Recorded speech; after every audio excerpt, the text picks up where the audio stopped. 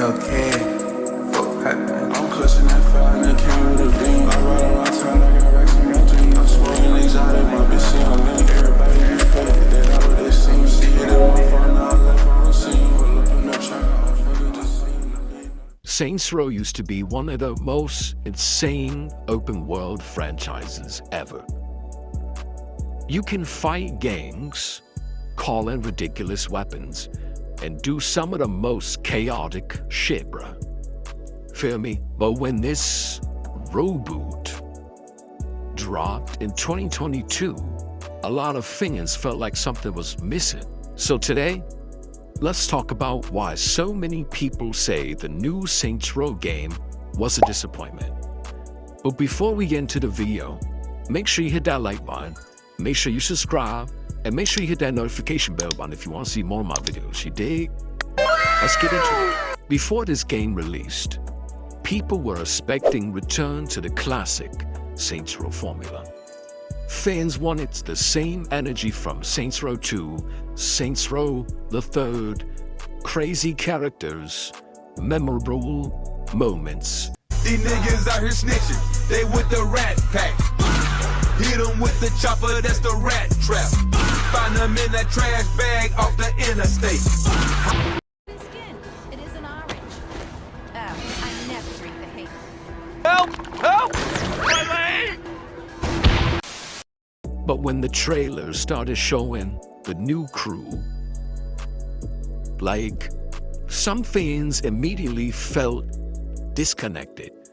Instead of the older Saints, we got completely a different group with a different personality, you know what I mean? And it shouldn't go right.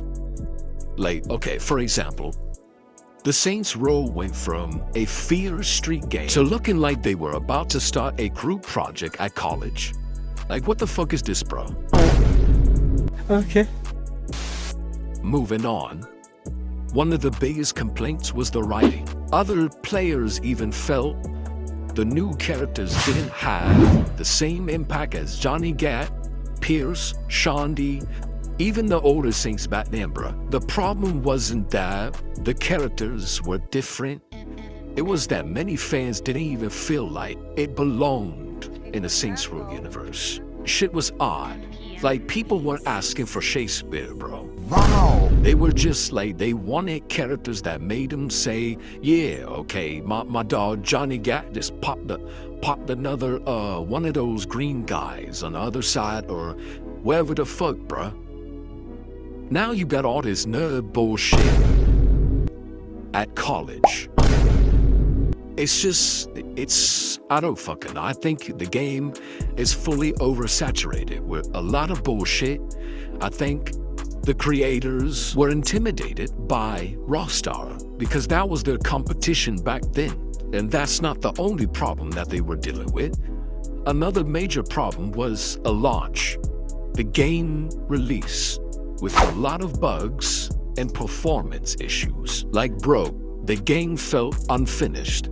There were players that reported glitches, weird animations, and crashes. Is this nigga serious?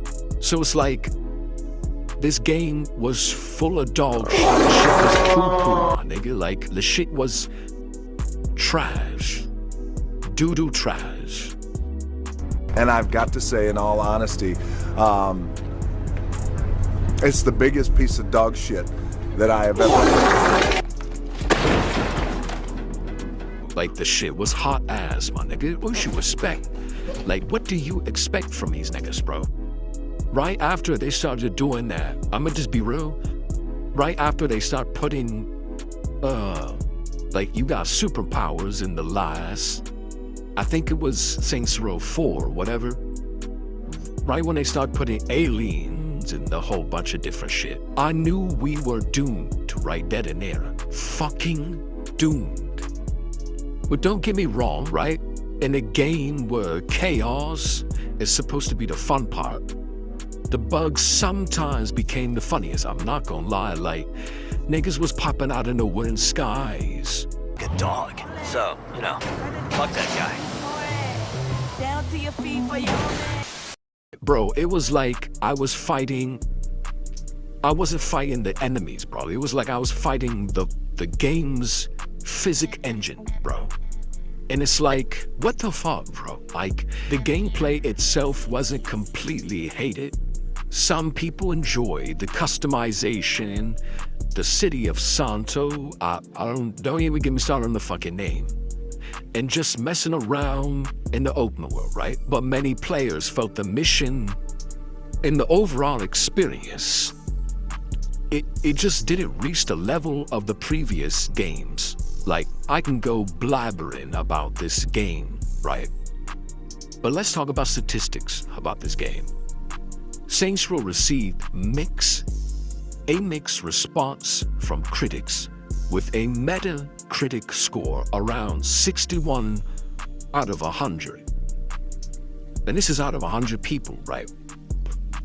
But the user reaction was much harsher. Like, for example, with the user score dropping into low 3s out of 10, showing a lot of fans that were unhappy with the direction of the Reboot game, bruh.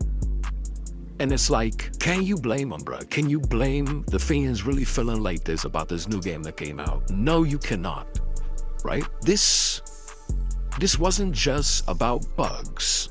A lot of people felt the game lost the identity that made Saints Row special. And I'm gonna end it off with this, right? And this is my take. At the end of the day, was Saints Row 22 a terrible game?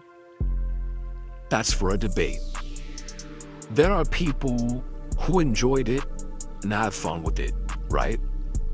But the reason it became a controversial game is because Saints Row wasn't competing against random games. It was competing against its own legacy in the first ways. Fans didn't want a new Saints Row game. They wanted the old feeling back.